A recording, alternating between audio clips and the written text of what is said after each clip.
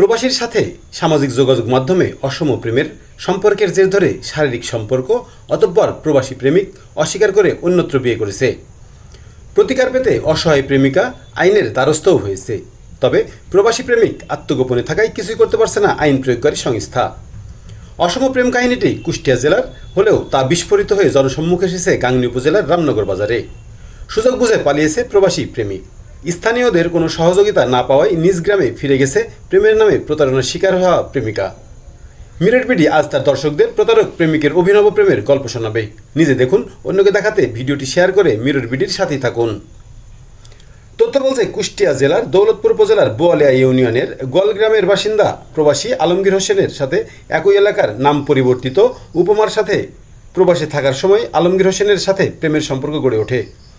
দিন যায়, মাস যায়, এমনকি বছরের পর বছর ধরে ধীরে ধীরে দুজনেই প্রেমের তাজমহল গড়ে তোলে নিজেদের হৃদয়ে। সম্প্রতি প্রবাসী আলমগীর বিদেশ থেকে দেশে আসলে তাকে বিমানবন্দর থেকে রিসিভ করতে যায় প্রেমিকা নাম পরিবর্তিত উপমা। বিমানবন্দর থেকে দুজনেই ফিরে আসে নিজ এলাকা কুষ্টিয়া জেলার দৌলতপুর উপজেলার গোয়ালগ্রামের বাড়িতে। কিন্তু সুকৌশলে প্রেমিক আলমগীর প্রেমিকা উপমাকে তার সাথে না নিয়ে উপমার বোনের বাসায় রেখে আসে। এরপর তো আর বলার অপেক্ষা রাখে না কি হয়েছে। আলমগীর উপমার প্রণয় গড়িয়ে পড়ে শারীরিক সম্পর্কে। প্রেমিক আলমগীর প্রেমিকা উপমাকে জীবনসঙ্গী বানানোর মিথ্যা আশ্বাস দিয়ে বিভিন্ন জায়গায় নিয়ে শারীরিক সম্পর্ক স্থাপন করেছে একাধিকবার। হঠাৎ করেই ভোল পাল্টে আত্মগোপনে চলে যায় কথিত প্রতারক প্রেমিক আলমগীর। বিষয়টি নিয়ে আইনের আশ্রয় নেয় প্রেমিকা উপমা। 25শে সেপ্টেম্বর উপমা ও তার বোন গাংনী উপজেলার রামনগর বাজারে প্রতারক ও পলাতক প্রেমিক আলমগীরকে দেখতে পেয়ে চাপটে ধরে। শুরু হয় প্রেমিক প্রেমিকার ধস্তাধস্তি। এরপর সুযোগ বুঝে পালিয়ে যায় প্রেমের নামে প্রতারণা করা প্রবাসী প্রেমিক আলমগীর। কোনো উপায় না পেয়ে অবশেষে রামনগর বাজার ছেড়ে নিজ গ্রামে ফিরে গেছে প্রেমিকা উপমা। উপমার কাছ থেকে শুনুন পুরো ঘটনা।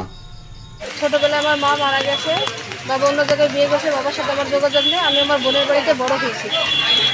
নাম হচ্ছে আলমগীর হোসেন, ছেলের বাবার নাম হচ্ছে শহীদুল ইসলাম, বাড়ি গোয়ালগ্রাম, দৌলতপুর, কুষ্টিয়া। ছেলের সাথে আমার মোবাইলে 4 বছরের সম্পর্ক হয়। ছেলে আমার বিয়ে করবো আশ্বাস দিয়ে রাখছে। পরে আমার বাড়ির থেকে আমার বিয়ে জোটায়। ছেলে আমারে বিয়ে ওখানে না করতে দিই, ছেলে আমার ঢাকায় পাঠায়। ঢাকাতে ভাড়া বাড়িতে রাখার পরে 1 বছর পরে ছেলে আসে। ঢাকায় যাওয়ার 1 বছর পর ছেলে আসে। ছেলে আসার পরে আমি ছেলেকে এয়ারপোর্টে রিসিভ করতে যাই। এয়ারপোর্টে রিসিভ করে আনার পর ছেলে আমাকে পাশের গ্রামে আমার বোনের বাড়ি নামিয়ে দেয়। নামিয়ে দেওয়ার পরে ছেলে বাড়িতে যায়। তারপরের দিন ছেলের বন্ধুর বাড়িতে বিদেশি জিনিস পাঠিয়ে দেওয়ার জন্য আমার সাথে নিয়ে যায়। তো সেখানে বন্ধুর বাড়ি জিনিস পাঠিয়ে দিয়ে আমাকে বিয়ে করে বাড়ি আনবে। কিন্তু সেদিন বৃষ্টির কারণে কোর্টে বিয়ে করতে না যেতে পারে, তাদের বাড়িতে বইয়ের পরিচয় দিয়ে আমার সাথে থাকে। তো এক পর্যায়ে মাঝরাতে জোর করে আমার সাথে শারীরিক সম্পর্ক করে। পরে বিয়ে করবো বলি, পরের দিন সকালবেলায় বিয়ে করবো বলি বিয়ে না করে বাবা অসুস্থ, ছেলে আমার ওইখানে চলে আসে। পরের দিনে আজকাল করে ছেলে আমার বিয়ে করে না। 2 দিন হয়ে যায়। 2 দিন পরে আমি ছেলের বাড়িতে আসি। ছেলের বাড়িতে কেউ না থাকার পর ছেলে আমার সাথে আরেকবার শারীরিক সম্পর্ক করার পরে যাও আমার বলে তুমি যাও, আমি আসছি বিয়ে করছি। পরে ছেলে আমার বিয়ে করে না। পরে আজকাল করে ঘুরেছে। আমি এবার দৌলতপুর থানাতে এটা অভিযোগ জানালাম।